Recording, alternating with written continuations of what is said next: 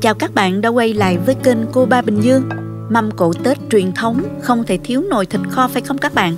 Hôm nay mình xin chia sẻ với các bạn cách nấu một nồi giò heo kho mềm thơm, màu sắc hấp dẫn, vị thấm vừa vặn, có độ ngọt đậm đà khác biệt nhờ một nguyên liệu rất quen thuộc mà ai cũng mua được. Nhờ thành phần này, các bạn không cần phải thắng nước màu đường hay là dùng nước dừa như cách kho truyền thống. Cách nấu bảo đảm đơn giản, nhanh gọn để ai cũng có thể làm được. Giò heo có vị ngon rất riêng, khi ăn vẫn cảm nhận được hương vị của thịt kho truyền thống nhưng không mau ngán như là thịt mỡ. Nào mời các bạn cùng vào bếp làm với mình nha. Nếu thích video nhớ bấm nút đăng ký để đón xem những món ăn tiếp theo của mình. Mời các bạn xem thành phần nguyên liệu trước khi thực hiện.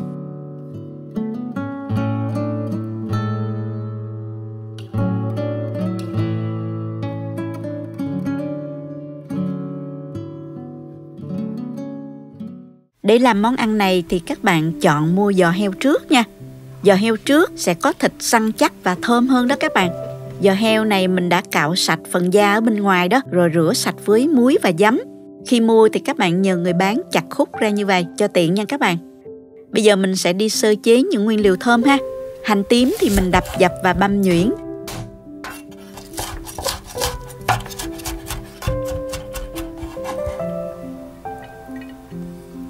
Tỏi cũng đập dập băm nhuyễn luôn nè.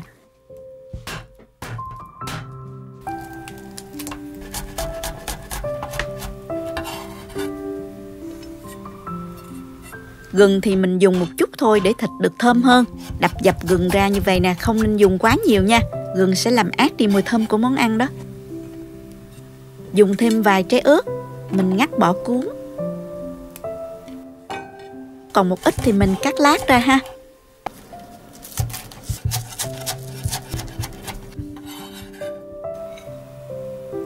Bây giờ mình đi ướp thịt luôn nha các bạn. Cho thịt vào một cái thố lớn nè.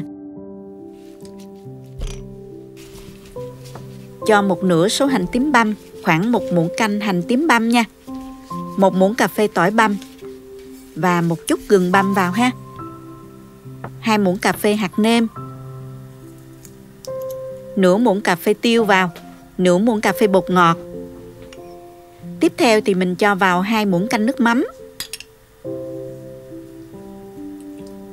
1 muỗng canh tương ớt. Sau đó mình đeo găng tay và trộn đều để thịt được thấm đều gia vị nha các bạn.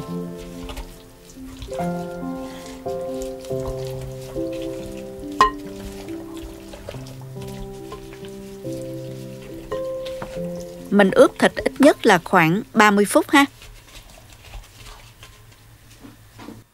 Sau khi ướp thịt được đủ thời gian đó thì mình tiến hành kho luôn. Cho vào nồi 2 muỗng canh dầu ăn.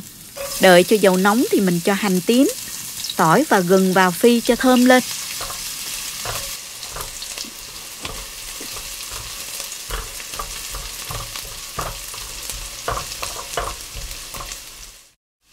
Khi gia vị thơm nó đã dậy mùi thơm thì mình cho thịt đã ướp vào. Xào lên. Mình xào trên lửa vừa ha. Đảo đều cho đến khi thịt nó áo đều các gia vị thơm.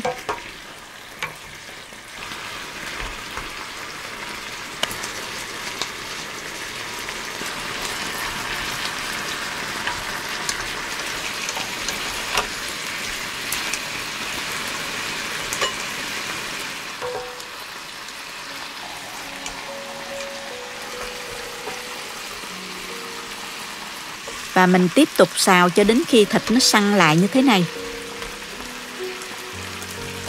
Bây giờ thì mình cho vào 750ml nước coca vào kho chung nè. Mình cho nước sao cho nó ngập thịt như thế này ha các bạn. Đợi cho sôi lên thì mình hớt bọt. Trở thịt. Và sau đó đậy nắp lại. Các bạn kho ở lửa dưới trung bình. Mình kho cho đến khi thịt mềm luôn ha. Mình kho khoảng 1 tiếng nha các bạn.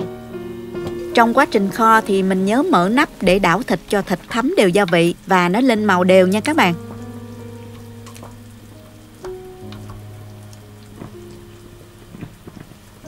Thịt giò heo của mình đã kho được 45 phút rồi nè các bạn. Thịt đã bắt đầu lên màu nâu đỏ đẹp mắt rồi nè. Wow, mùi thơm quá các bạn ơi. Bây giờ mình cho thêm một muỗng canh tương ớt cho nước kho nó có độ sánh nhẹ đó và thơm hơn, đồng thời có màu đẹp hơn đó các bạn.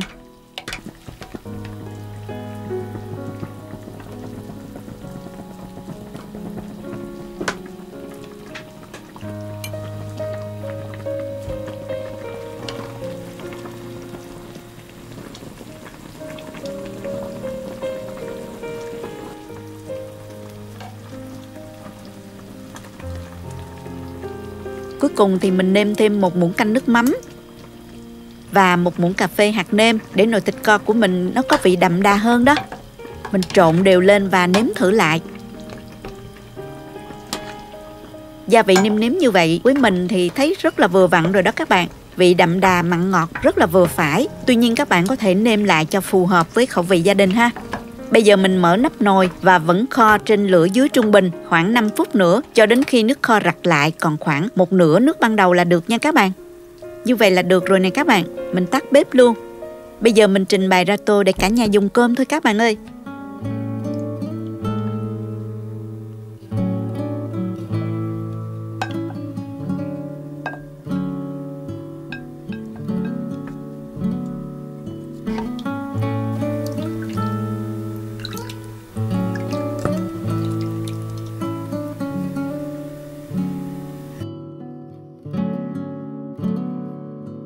Giò heo kho đậm đà đẹp mắt chưa nè, là món ăn rất ngon cho mâm cơm ngày Tết sắp tới đó nha. Các bạn thấy cách kho rất là đơn giản và dễ làm, ai cũng làm được phải không nè? Không tốn quá nhiều thời gian chuẩn bị cũng như là phải mua hay là thắng nước màu đường. Thịt kho lên màu nâu đỏ đẹp mắt. Nước coca giúp thịt mềm và thơm hơn đó, vị đậm đà, thấm sâu rất là ngon. Giò heo với lớp da bóng bẩy, phần thịt bên trong mềm nhưng không rã, phần gân giòn sừng sực rất ngon. Phần xương bên trong ra nước ngọt khi kho giúp nước kho của chúng ta có vị ngọt đậm đà hơn và ngon lắm các bạn. Khi ăn vẫn cảm nhận được hương vị của nồi thịt kho truyền thống nhưng không mau ngán như là thịt mỡ vì giò heo rất là ít mỡ các bạn. Chúc các bạn thành công với giò heo kho coca hấp dẫn này nha. Nếu thích cách mình làm, nhớ chia sẻ cho bạn bè cùng xem. Đăng ký kênh và nhấn vào biểu tượng cái chuông để xem nhiều video nấu ăn mới của mình. Các bạn cũng có thể truy cập website cobabình dương.com để xem các công thức nấu ăn dưới dạng bài viết. Cảm ơn các bạn đã xem hết video. Hẹn gặp lại các bạn trong video lần sau nha.